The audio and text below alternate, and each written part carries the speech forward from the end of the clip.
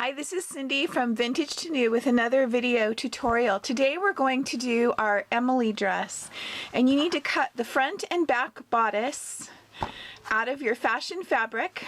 One tip, this bodice is on the center fold, so if you have a fabric where you would like to center a motif, keep that in mind when you're doing your placement.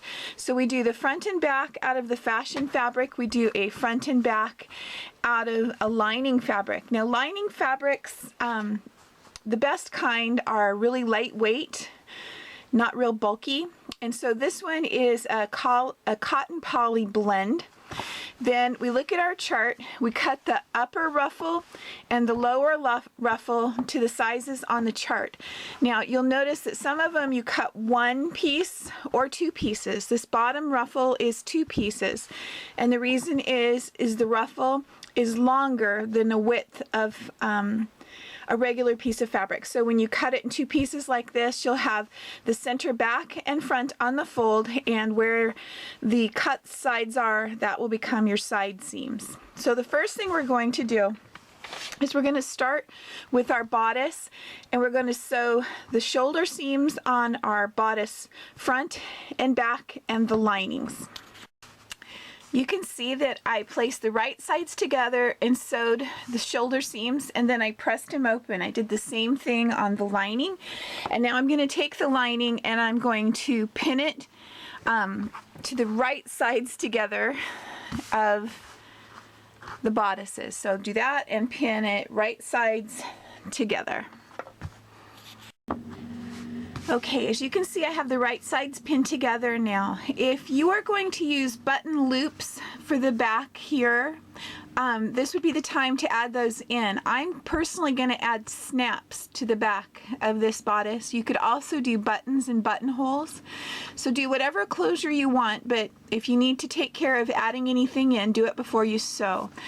The next step for us is we're going to sew up the back and around the neck and down the back to the other side. Okay, so up the back, around the neck, and down. And we're also going to sew just the armholes here. We do not sew the underarm or the bottom of the front or the back. So let me show you what that looks like.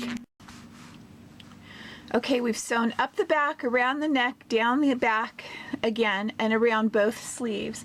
The next thing we're going to do is when we turn this back side, right side out, we want a really sharp corner.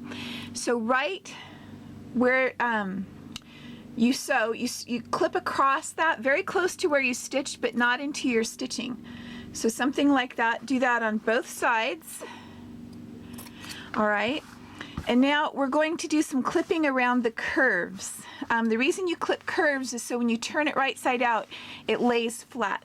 So you start clipping, and you clip right up to the stitches that you made, but you don't clip into the stitches, and you clip about maybe every ½ inch all the way around. You'll do that around the neck and both arms.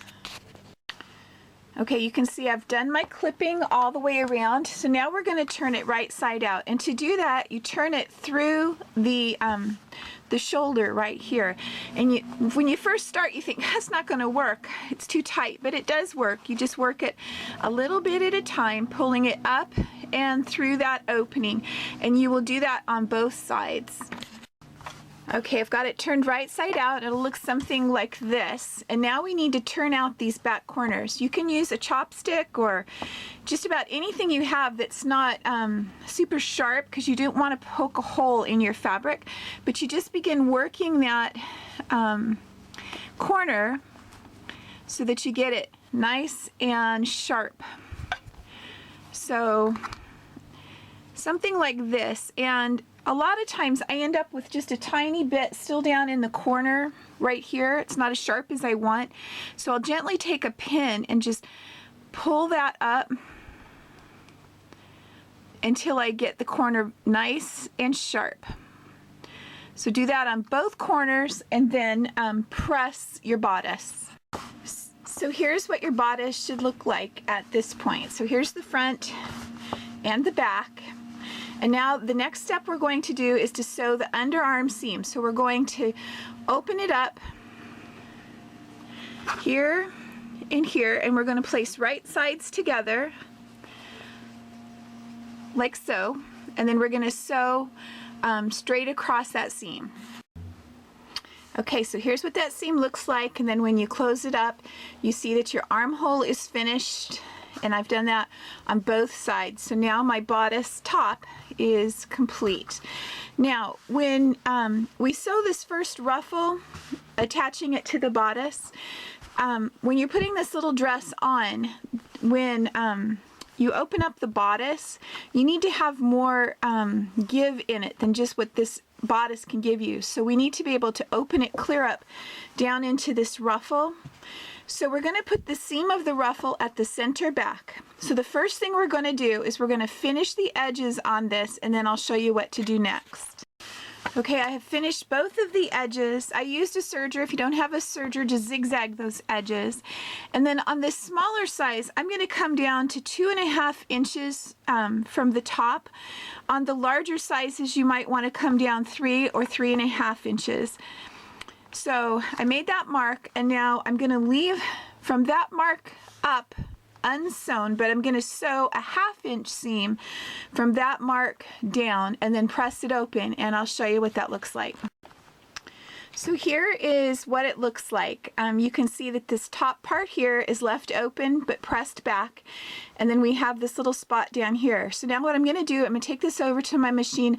I'm going to top stitch down to where that opening is. Then I'm going to go back and forth across that a couple times to reinforce that, because when you're putting it on and off, you're going to be pulling on this, and you don't want to rip down the seam any farther, and then back up the other side. I'll show you what that looks like. Okay, I've just started at the top, and I've sewn down to the bottom of that opening. Now I'm going to turn it here, and then I'm going to go back and forth across that opening 2 or 3 times, just reinforcing that. Then I'm going to turn it and then top stitch back up the other side.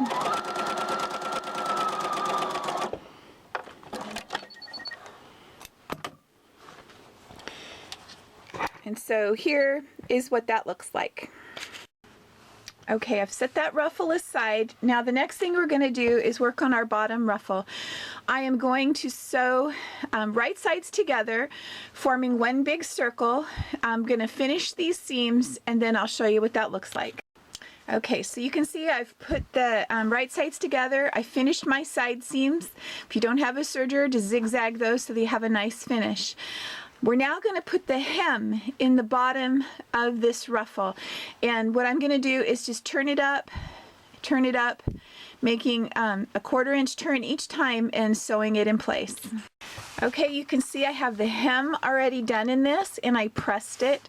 Now I have marked the center front and the center back of this ruffle, and I'm going to use the side seams as the sides. Set that aside. We go back to our top ruffle. Now working on the bottom of the ruffle, the one that is sewn closed, not the top of the ruffle, we are going to mark the center back, front, and sides of this one also. Then we're going to run a gathering stitch on our bottom ruffle and attach it to this ruffle. Okay, I ran a gathering stitch, a 1/4 inch, all the way around the top of this bigger ruffle. I took, and before I did any gathering, I matched up the center front and back and the side seams. And as you can see, it gives me exactly how much ruffle needs to be put between each one of those quadrants. So that way when you're sewing it, you don't start out with a ton of ruffles, end up with none at the end. It's nice and even all the way around. So I'm going to pull that gathering stitch and evenly distribute my ruffles between the center front and the side and the center front and the back, and just make it all nice and even, and then I'm going to attach it. Okay, I'm going to give you a couple little tips. I've already gone ahead and pulled the gathering stitch. This gathering stitch is just the longest stitch length of just a regular straight stitch that my machine will do. And you sew it around the edge, leaving long tails at the beginning and the end. When you do it this way, if you can overlap it with just a couple little stitches, then it just gives you a nice finish in the very back. My other tip is when you're putting these pins in here, put them down low enough that you can still work the gathers around, leaving the pins in place. When you use this long running stitch, you're going to pull the bobbin thread on it to make the gathers. But my one tip is you can pull it this way and then pick up the other side and pull it that way. So you can work from both sides to get to the middle when you use this running stitch. So now I'm going to finish pinning it, evenly distributing everything, and then sew on the ruffle. Okay, this is what it looks like when you're sewing on your ruffle. You should always keep your gathers nice and straight to the side. And because we sewed the gathering stitch at 1/4 inch and we're sewing this on at 3/8 of an inch, when you're done you will pull out that gathering stitch that you made. So anyway, just keep working your way around nice and slow, keeping your gathers nice and straight and even as you work, and I'll see you back where we started. Okay, so I check the front to make sure everything looks good and even everywhere. This is what that seam looks like on the inside.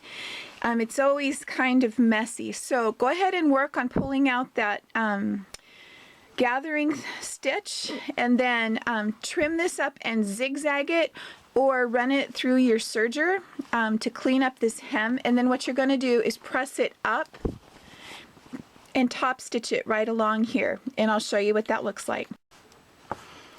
Okay, so here's what it looks like now. Here's our center back. We have attached the skirt and pressed up that seam and top stitched it down into place. The next thing we're going to do is figure out, just like we did before, the center front, back, and sides of this ruffle there, and then we're going to attach it right sides together to the bodice, matching up the center back. And I'll show you what that looks like.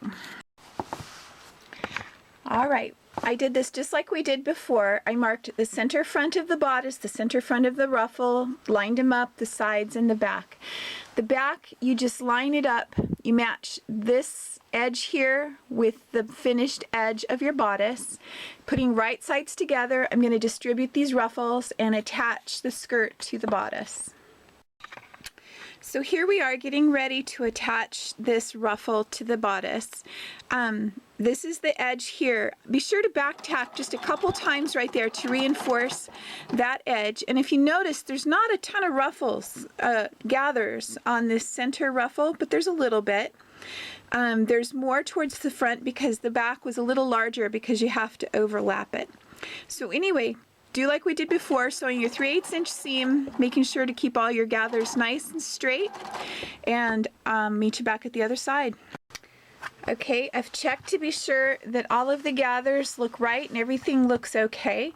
So I'm going to take and finish that seam like we did the other one. I'm going to pull out that gathering stitch, finish the seam, and again I'm going to push it up and top stitch right along that edge. So our dress is just about done. Super cute. Here's what the back looks like. To do this back, you fold it over about, so there's about an inch here that you fold over. Now, if you have the child and you can get them to try it on to see if you need to make any adjustments, you could pull it over a little bit more, or you could pull it back just a little bit more. But an inch is what the pattern is for, and so that's what we're going to do today. And then you just pin it into place. I'm going to do snaps on this back. You have the choice of using vinyl snaps, metal snaps, hand-sewed snaps. These are what the vinyl snaps look like. They are really awesome and so easy to use. They come with these little pieces that have a spike that's up in the middle, trying to turn it so you can see it there. So that spike that comes up, so you would shove that through the fabric, then the little snap part goes on over the top of it as it goes through the fabric, and then you smash it with this hand tool. You can get started with a snap tool and a few little snaps for around $25 through Cam Snaps, and I'll put that link in with this pattern. I'm going to use metal snaps. I invested in the big machine that Cam Snaps has that does metal snaps, and it's more complicated, but I really like them. The only problem with these little vinyl snaps, especially on a dress like this, once you wash it, you'll want to iron this little dress a little bit, and if your iron touches these snaps, they melt, whereas a metal snap does not. So if you can condition yourself to be very careful and not to get your iron close to these snaps, this is just an awesome way to go, and they come in every color of the rainbow.